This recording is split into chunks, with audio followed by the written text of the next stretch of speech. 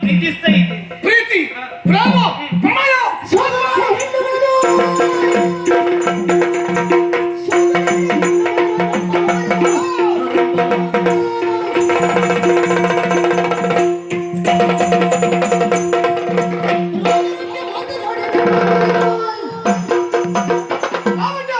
ಸಾಕು ಮಾಡು. ಈ ಪ್ರೀತಿ, ಪ್ರೇಮ, ಪ್ರಣಯ ಮತ್ತು ವಿಷಯವನ್ನು ನನ್ನ ಮುಂದೆ ಹೇಳಲೇಬೇಡ. ಯಾಕಂದ್ರೆ ವಂಶೀಯ ಬದುಕು ಇಷ್ಟು ಹಾಳಾಗುವುದಕ್ಕೆ ಕಾರಣ ಅದೇ ಪ್ರೀತಿ, ಅದೇ ಪ್ರೇಮ, ಅದೇ ಪ್ರಣಯ. ಹೆಣ್ಣೆಂಬತ್ತ ಮಹಾಮಾಯೆ ಗಂಡಿನ ಮೈ ಮನಸ್ಸನ್ನು ಸೇರಿ ಅವರ ಭಾವನೆಗಳೆಲ್ಲ ಹೀರಿ ಅವರ ಹೃದಯಕ್ಕೆ ಕಿಚ್ಚಿನ ಕೊಳ್ಳಿನಿರುತ್ತ ಕೆಟ್ಟ ಸಂತತಿಯರು ಕಳೆದ್ರೆ ಹೆಣ್ಣು. ಆದ್ದರಿಂದ ಆ ಪ್ರೀತಿಗೆ ಪ್ರೇಮಕ್ಕೆ ಹೃದಯದಲ್ಲಿ ಅವಕಾಶ ಇಲ್ಲ. ವಂಶಿ, ಯಾವುದೋ ಒಂದು ಹೆಣ್ಣಿನಿಂದ ನನಗೆ ಮೋಸವಾಗಿದೆ, ಅನ್ಯಾಯವಾಗಿದೆ ಎನ್ನುವ ಕಾರಣಕ್ಕಾಗಿ ಸ್ತ್ರೀ ಸಮಾಜವೇ ವಂಚಕರು ಅಂತ ಭಾವಿಸುವುದು ನಿಮ್ಮ ಶುದ್ಧ ಅಪರಾಧ. ಅಂದ್ರೆ ನೀನು ನಿಂತನೆಲ್ಲ ಭೂದೇವಿ ಹೆಣ್ಣಲ್ವೇ? ಹೌದು. ನೀನು ವ್ಯಯಿಸುವ ಧನಲಕ್ಷ್ಮಿ ಹೆಣ್ಣಲ್ವೇ? ಹೌದು. ನೀನು ಕುಡಿಯುವ ನೀರು ಗಂಗಾಮಾತೆ ಹೆಣ್ಣಲ್ವೇ? ಹೌದು. ನಿನ್ನನ್ನು ಹೆತ್ತ ತಾಯಿಯೂ ಕೂಡ ಹೆಣ್ಣಲ್ವೇ? ಹೌದಾ? ಅವಳಿಂದ ಯಾವ ವಂಚನೆಯಾಗ್ಲಿ, ಅನ್ಯಾಯವಾಗ್ಲಿ, ಮೋಸವಾಗ್ಲಿ ನಿನಗಾಗಿದ್ಯಾ? ಹೆತ್ತ ತಾಯಿ ಯಾವ ಮಕ್ಕಳ ಕುರಿತಾಗಿ ಕೆಟ್ಟತನ ಮಾಡುವುದಿಲ್ಲ. ಹೊತ್ತಂತ ಭೂಮಿ ಒಳ್ಳೆಯವರಿಗೆ ಜನ್ಮ ಕೊಡ್ತಾಳೆ, ಕೆಟ್ಟವರಿಗೆ ಜನ್ಮ ಕೊಡ್ತಾಳೆ.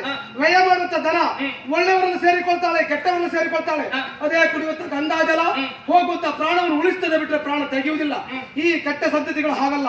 ತಮ್ಮದಾದಂತಹ ಬದುಕಿನ ಆಸೆಯನ್ನು ತೀರಿಸಿಕೊಳ್ಳಕ್ಕೆ ಬೇಕಾಗಿ ತಮ್ಮದಾದಂತಹ ಪ್ರೀತಿ ಪ್ರೇಮದ ಭಾಷಕ್ಕೆ ಗಂಡು ಮಕ್ಕಳನ್ನು ಸೆಳೆದುಕೊಂಡು ಅವರ ಮಾನಸಿಕವಾದ ಚಿತ್ರಹಿಂಸೆಯನ್ನು ಅನುಭವಿಸಿ ಆಮೇಲೆ ಅವರನ್ನು ಒಬ್ಬಂಟಿಯಾಗಿ ಬಿಟ್ಟು ರೆಕ್ಕೆ ಹಾರಿ ಹೋಗುತ್ತಾ ಹಕ್ಕಿ ಹಾಗೆ ಸ್ವಚ್ಛಂದವಾಗಿ ಹಾರಿ ಹೋಗ್ತಾರೆ. ಇದು ನನ್ನ ಜೀವನ ಅನುಭವದ ಪರಮ ಸತ್ಯ. ಆದ್ದರಿಂದ ಮತ್ತೆ ಮತ್ತೆ ಆ ನೋವನ್ನು ಕಾಣಲಿಕ್ಕೆ ನನಗೆ ಮನಸ್ಸಿಲ್ಲ, ಅದು ಆಗುವುದಿಲ್ಲ. ವಂಶಿ, ಕನ್ನಡಿಯಲ್ಲಿ ಕಲೆ ಇದ್ದಾಗ ನಾವು ಮುಖವನ್ನು ಕನ್ನಡಿಯಲ್ಲಿ ಗಮನಿಸಿದ್ರೆ ನಮ್ಮ ಮುಖದಲ್ಲಿ ಕಲೆ ಇದ್ದಾಗೆ ಕಾಣಿಸ್ತದೆ.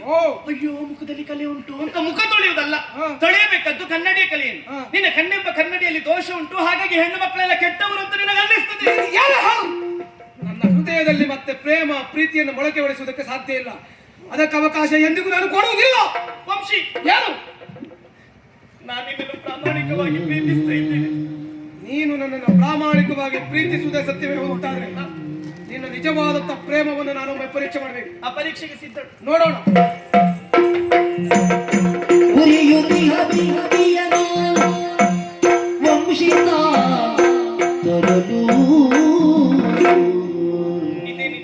ಈಗ ತಾನೇ ದೇವರ ಕೋಣೆಯಲ್ಲಿ ಹೊತ್ತಿಸಿಟ್ಟಂತಹ ದೀಪವಿದು. ಇಲ್ಲಿಗೆ ನಿನ್ನ ಪರೀಕ್ಷೆಗೆ ಅರ್ಥವಾಗಲಿಲ್ಲ ನನಗೆ. ದೇವರ ಕೋಣೆಯಲ್ಲಿ ಹೊತ್ತಿಸಿಟ್ಟಂತಹ ದೀಪದ ಮುಂದೆ ಕೈ ಮುಗಿದು ಬೇಡಿಕೊಳ್ಳುತ್ತಾ ಕಾಲಕ್ಕೆ ಭಕ್ತರ ಮನಸ್ಸಿನಲ್ಲಿ ಯಾವುದೇ ಒಂದು ಕೆಟ್ಟ ಭಾವ ಇರುವುದಿಲ್ಲ. ಅಲ್ಲಿ ಕಾಣಲ್ಪಡುವುದು ಏಕೋ ಭಾವ, ಭಕ್ತಿ ಪ್ರಧಾನವಾದಂತ ಶುದ್ಧ ಅಂತರಂಗ. ಹೇಳಿದೆವ ನೀನು ವಂಶಿ, ನಿನ್ನನ್ನು ಪ್ರೀತಿಸ್ತೇನೆ ಪ್ರೇಮಿಸ್ತೇನೆ ಎಂಬ ಹಾಗೆ ಹೇಳು ನೋಡೋಣ. ನಿನ್ನ ಮೈ ಮನಸ್ಸೆಲ್ಲವೂ ಸಹ ವಂಶೀಯ ಕುರಿತಾಗಿ ಪ್ರಾಮಾಣಿಕವಾಗಿ ನೀನು ಪ್ರೇಮಿಸುವುದು ಸತ್ಯವೇ ಹೌದು ಅಂತಾದ್ರೆ ದೇವರ ಕೋಣೆಯಿಂದ ತನ್ನತ್ತ ದೀಪವನ್ನು ಮುಟ್ಟಿ ಆಳ ಮಾಡಿ ಹೇಳು. ಕಾಯೇನ ವಾಚ ಮನಸ್ಸು ಮಾತು ದೇಹ ತ್ರಿಕರಣ ಶುದ್ಧತೆಯಿಂದ ನಾನು ನಿನ್ನನ್ನು ಆರಾಧಿಸ್ತಾ ಇದ್ದೇನೆ. ದೇವರ ಕೋಣೆಯಲ್ಲಿರುವಂತ ಈ ಜ್ಯೋತಿಯನ್ನು ಮುಟ್ಟಿದ್ರೆ ನಮ್ಮ ಪ್ರೇಮ ಜ್ಯೋತಿ ಬೆಳಗುತ್ತದಂತಾದ್ರೆ ನನ್ನ ಮಾತುಗಳನ್ನು ಕೇಳು ವಂಶಿ. ಹೇಳು. ಈ ಅಗ್ನಿಯಾನೆಯಾಗಿಯೂ ನಾನಿನ್ನನ್ನು ಪ್ರೀತಿಸುತ್ತಿದ್ದ ಸತ್ಯ.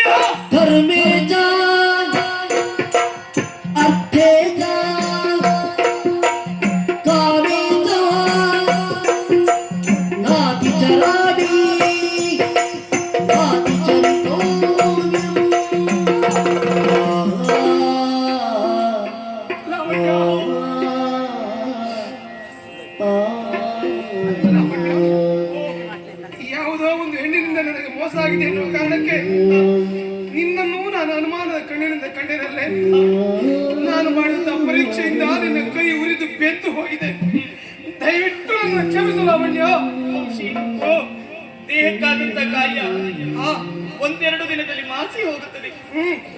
ಮನಸ್ಸಿಗಾಗುವ ಗಾಯ ಶಾಶ್ವತವಾಗಿ ಉಳಿಯುತ್ತದೆ. ಅಂದ್ರೆ ನಿನ್ನಲ್ಲಿ ಕೇಳಿಕೊಳ್ಳುವುದಿಷ್ಟೇ. ಏನು?